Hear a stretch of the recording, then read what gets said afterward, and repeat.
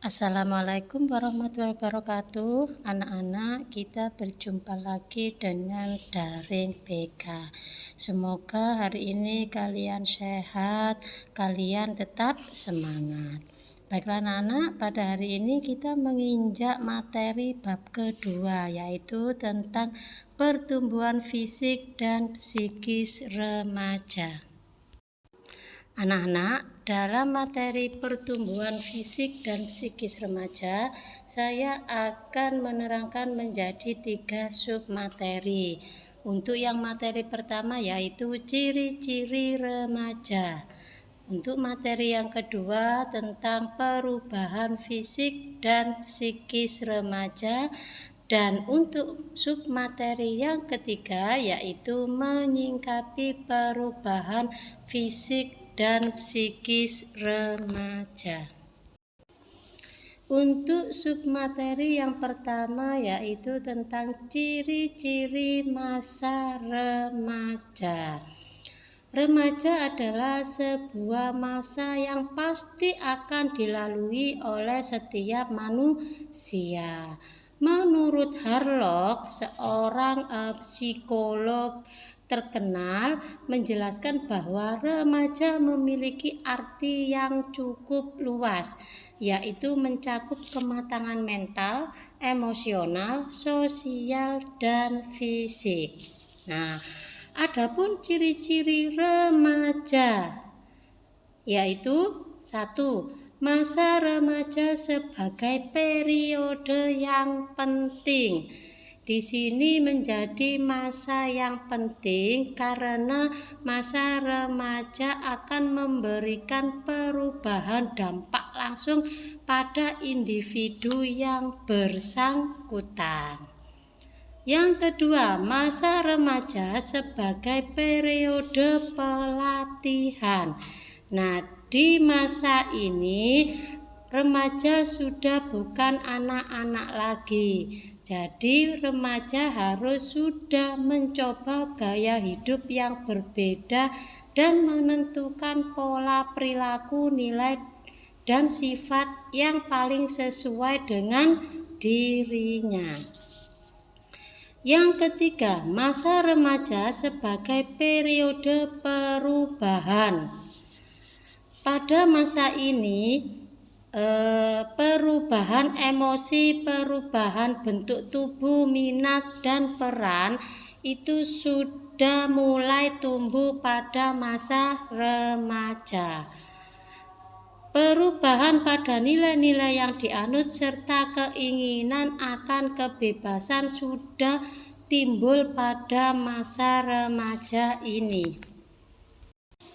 Yang keempat, masa remaja sebagai masa mencari identitas diri.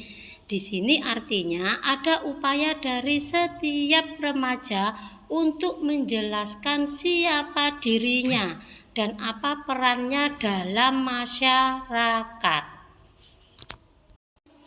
Yang kelima, masa remaja sebagai masa yang menimbulkan ketakutan.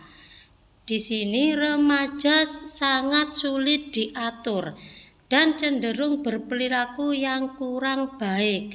Dan hal inilah yang banyak membuat para orang tua dan masyarakat menjadi takut karena masa remaja pada masa ini sulit sekali untuk dikontrol. Yang keenam, masa remaja adalah masa yang tidak realistis. Di sini remaja cenderung memandang kehidupan dari segi kacamata dirinya, melihat dirinya sendiri dan orang lain sebagaimana yang mereka inginkan, yang remaja inginkan, bukan sebagaimana melihat orang lain apa adanya atau melihat dirinya apa adanya, terlebih dalam hal cita-cita.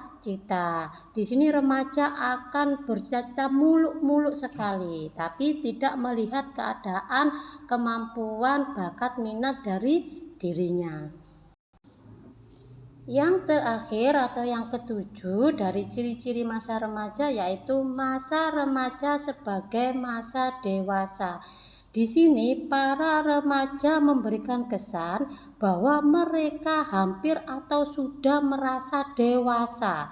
Akhirnya mereka melakukan banyak perilaku yang menyimpang seperti merokok, minum minuman keras, menggunakan obat-obat terlarang dan sampai kadang ada yang melakukan seks bebas. Padahal semua itu biasanya dilakukan oleh orang dewasa. Tapi perkecualian untuk seks bebas itu sebenarnya tidak boleh dilakukan oleh siapapun, baik remaja, orang dewasa, anak-anak, orang tua, karena kita ada patokan agama Islam dan patokan adat ketimuran yang tidak memperbolehkan melakukan seks bebas. Untuk penjelasan submateri yang kedua yaitu perubahan fisik dan psikis remaja. Yang pertama yaitu pengertian pertumbuhan dan perkembangan. Pertumbuhan dan perkembangan merupakan dua proses kejiwaan yang pasti dialami setiap manusia. Nah, di sini pertumbuhan itu berkaitan dengan perubahan fisik, perubahan yang bisa kita lihat. Contoh, pertumbuhan lingkar dada yang dulunya waktu anak-anak mungkin lingkar dadanya masih kecil, sekarang sudah besar, sudah membusung, ya. Lingkar kepala, lingkar pinggul, lingkar lengan, dan lain-lain. Itu contoh pertumbuhan perubahan fisik. Yang kedua, perkembangan lebih mencerminkan perubahan sifat-sifat yang khas mengenai gejala-gejala psikologis yang tampak. Untuk perkembangan ini kadang tidak bisa kita lihat secara nyata, hanya bisa kita amati secara terus-menerus atau bisa kita rasakan. Contoh, kematangan organ reproduksi ini yang bisa merasakan adalah diri remaja itu sendiri, nggih. Kematangan organ reproduksi, contoh perempuan mungkin menstruasi, laki-laki tumbuh jakun, tumbuh kumis, mungkin itu ya kematangan organ reproduksi. Yang laki-laki mimpi basah itu juga merupakan kematangan organ reproduksi. Perubahan pola pikir dan perubahan sikap dan perilaku, ya, itu contoh dari perkembangan. Pertumbuhan dan perkembangan adalah wujud dari perubahan, ya. Perubahan dari masa anak-anak ke masa remaja. Perubahan dibagi menjadi 4 kategori utama, yaitu A. Perubahan dalam ukuran. Perubahan dalam ukuran ini bisa berbentuk pertambahan panjang badan, berat badan. Nah, itu nggih, tinggi badan kalian dari anak-anak ke remaja. Itu merupakan perubahan dalam ukuran. Yang B, perubahan dalam perbandingan. Bisa dilihat dari aspek fisik terjadi perubahan proporsional antara kepala, anggota badan, dan anggota gerak. Dari yang dulu anak-anak mungkin geraknya kalian terbatas, sekarang menjadi remaja geraknya lebih bebas, larinya juga. Nah, proporsional antara bentuk tubuh yang dulu anak-anak mungkin ceking, sekarang agak berisi, ya. Yang C, perubahan untuk mengganti. Nah, di sini mengganti perubahan dari kemampuan kalian mengendalikan emosi yang lebih tepat. Mungkin dulu kalau waktu masa kanak-kanak emosi kalian meluap-luap. Kalau marah semua dibanting, semua disalahkan. Tapi menginjak remaja kalian sudah bisa setidaknya menempatkan emosi ketika marah itu bagaimana. Tidak seperti anak-anak lagi. Yang D, perubahan untuk memperoleh hal-hal yang baru. Banyak hal yang baru yang bisa dipelajari dan diperoleh selama perkembangan. Menjelang usia remaja, setiap individu akan mengalami perubahan-perubahan baik fisik maupun psikis. Hal-hal yang baru banyak sekali akan kalian dapatkan ketika menginjak remaja, baik itu secara fisik maupun secara psikis. Yang kedua yaitu perubahan fisik remaja.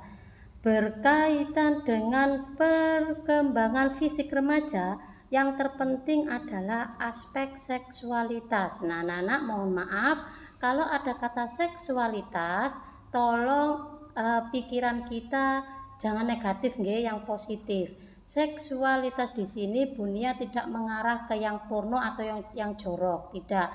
Seksualitas bukan tentang hubungan antara laki-laki dan perempuan, tidak. Nggih, tapi seksualitas di sini yang Bunia bahas adalah tentang organ tubuh kita. Nggih, organ tubuh kita itu juga merupakan seksualitas. Aspek seksualitas dapat dibagi menjadi dua, yaitu yang A, perkembangan seks primer, dan yang B, perkembangan seks sekunder. Untuk seks primer adalah perubahan fisik yang berhubungan langsung dengan alat-alat organ reproduksi. Contoh, pada pria sudah memproduksi sperma dan kelenjar prostat.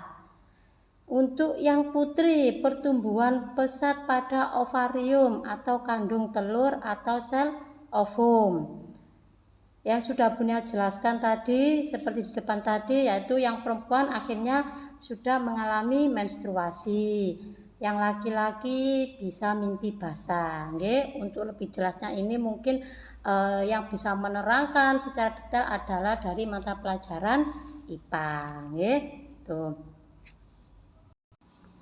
Yang B, perkembangan seks sekunder.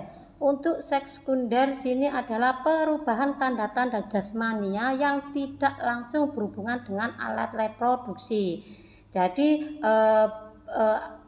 perubahan yang ada pada tubuh kita. Kalau yang seks primer tadi perubahan yang ada dalam tubuh kita di dalam, yang kalau sekunder itu di luar tubuh kita. Jadi bisa kita lihat kalau yang seks sekunder ya. Contoh, yang remaja pria akan perubahan bentuk kelihatannya lebih jantan, tumbuh kumis, bahu semakin bidang, lebar, tumbuh jakun, kadang ada jenggot, tumbuh rambut di daerah-daerah tertentu, itu bagi yang laki-laki. Suaranya laki-laki tambah berat. Nah, itu adalah seks sekunder dari remaja pria.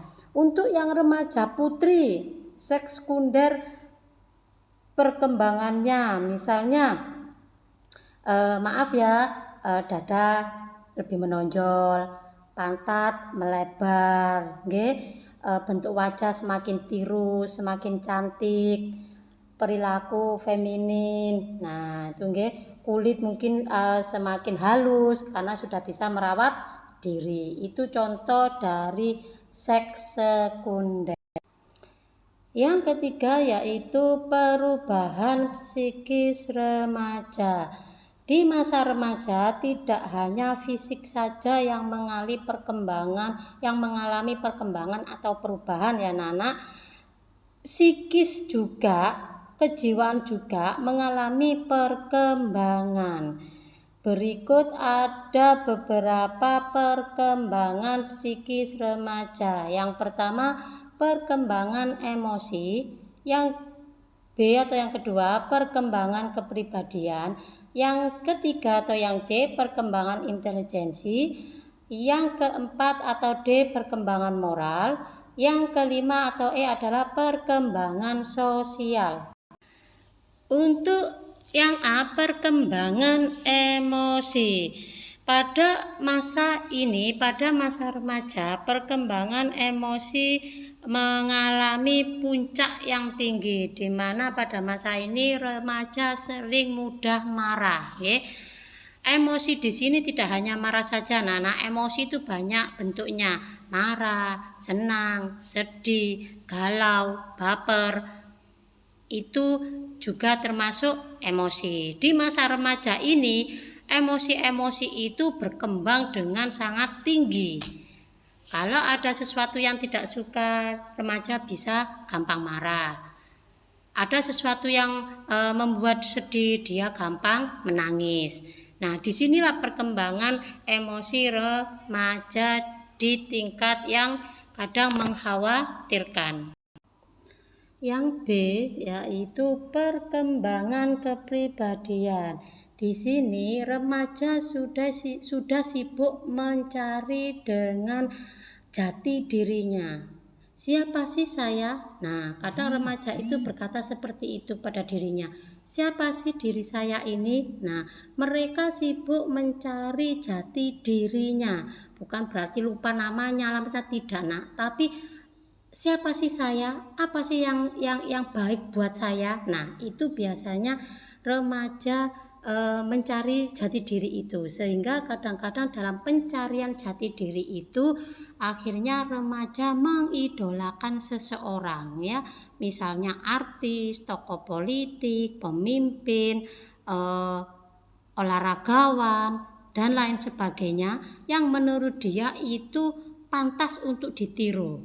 Nah, itulah remaja. Jadi masih proses mencari siapa dirinya. Aku ini kayak siapa sih? Aku ini enaknya seperti apa? Nah, itulah proses kepribadian, perkembangan kepribadian dari seorang remaja. Yang C, perkembangan intelijensi atau kognitif. Pertumbuhan otak remaja mencapai kesempurnaan pada usia 12-20 tahun. Nah, pada usia 12 ini adalah masa-masa usia kalian, masa-masa anak SMP. Berarti secara fungsional perkembangan kognitif kalian dapat digambarkan sebagai berikut. Remaja sudah dapat berpikir logis tentang gagasan abstrak. Remaja sudah mampu membedakan antara yang konkret dan yang abstrak, yang jelas dan tidak jelas. Nah, itu sudah bisa membedakan. Munculnya kemampuan nalar secara ilmiah, berarti sudah bisa memikirkan sesuatu yang secara ilmiah dan nalar yang sesuai dengan pemikiran. Mulai menyadari proses berpikir efisien dan belajar berintrospeksi. Nah, bisa proses berpikir efisien, berpikir bagaimana ini baiknya, bagaimana ini sudah menjadi tanggung jawab saya, dan belajar berintrospeksi, belajar untuk mengetahui apa kesalahan saya sudah benar apa tidak, gitu. Mulai memikirkan masa depan. Nah, di sini remaja juga sudah bisa memikirkan masa depan, tidak hanya seperti anak kecil kemarin atau masa anak-anak. Berarti sekarang kalian sudah dianggap mau ke masa dewasa, jadi bisa memikirkan masa depan. Remaja dapat membuat rencana dan keputusan serta memecahkan masalah.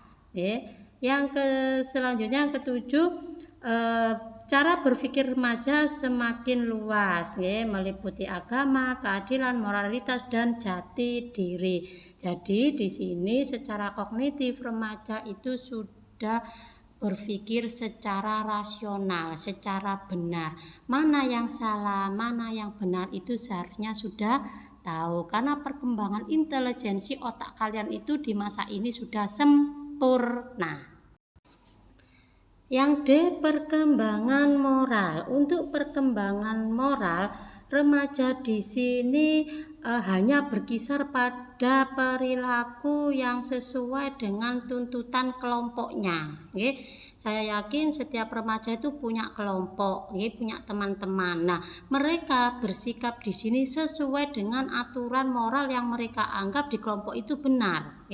Mereka berperilaku sesuai dengan yang dikatakan temannya. Ini benar, berarti itu benar. Tidak berperilaku sesuai dengan moral yang ada di masyarakat. Jadi remaja ini lebih dekat, lebih berpandangan moral di kelompoknya itu yang benar dan baik. Padahal kita hidup di masyarakat, ada moral yang mengatur kita, yaitu moral masyarakat. masyarakatnya. Inilah uniknya remaja. Jadi perkembangan moralnya masih berkutat atau seputar dari kelompok yang dekat dengan dirinya. Yang perkembangan sosial remaja. Bukti bahwa remaja telah mengalami perkembangan sosial adalah remaja telah menjalin persahabatan dengan teman sebayanya. Masa remaja ini sudah mulai mencari teman dekat, baik itu laki-laki atau perempuan. Mereka akan mencari teman dekat yang mempunyai sifat dan kualitas psikologis yang relatif sama dengan dirinya. Misalnya mencari teman yang minatnya sama, sikapnya sama, hobinya sama, keinginannya sama. Nah, itulah remaja. Dia mencari teman selektif, mencari teman yang sama dengan dirinya. Ya, baik itu teman laki-laki ataupun perempuan. Mereka akan berusaha untuk mencari kelompok atau mencari sahabat di masa remaja ini. Untuk submateri yang ketiga atau yang terakhir yaitu menyingkapi perubahan fisik dan psikis remaja. Ada beberapa hal yang dapat dilakukan untuk menyingkapi perubahan fisik dan psikis remaja, yaitu yang pertama memahami diri, yang kedua menerima diri, itu bunyinya salah ketik. Yang pertama itu memahami diri, yang kedua itu menerima diri, dan yang ketiga itu adalah mengembangkan diri. Yang pertama memahami diri. Memahami diri sendiri merupakan hal pertama yang harus dilakukan dalam menyingkapi perubahan fisik dan psikis remaja, yang artinya remaja harus mengetahui dan mengenal perkembangan yang berlangsung pada dirinya sendiri, baik aspek fisik maupun psikis. Jadi di sini remaja harus memahami dirinya sendiri. Apa sih yang berubah pada diri saya? Nah, itu harus dipahami. Sebelum kalian menerima diri atau memahami orang lain, kalian harus memahami diri sendiri. Apa yang berubah pada diri saya baik fisik atau psikis di masa remaja ini. Yang kedua, untuk menyikapi perubahan fisik dan psikis remaja adalah menerima diri. Setelah kalian bisa memahami diri kalian tentang perubahan pada diri kalian secara fisik dan psikis, maka yang kedua yaitu menerima diri kita. Ya, ketika perkembangan fisik atau psikis kita itu yang kita alami tidak sesuai apa yang kita inginkan, apa yang kita harapkan, baik itu secara fisik ataupun secara psikologis atau secara psikis ya.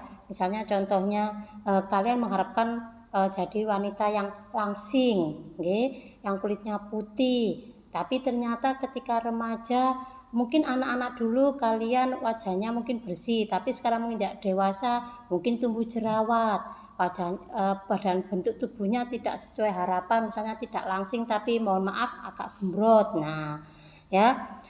Ataupun mungkin kalian menginginkan nanti mungkin rambut kita lurus cantik yang perempuan. Nah, ternyata kok tidak. Sekarang mungkin agak-agak merah rambutnya, agak keriting atau bercabang. Nah, itu tidak sesuai keinginan. Yang laki-laki mungkin menginginkan remaja tubuhnya tegap, ya, kekar, badannya bagus. Ternyata apa?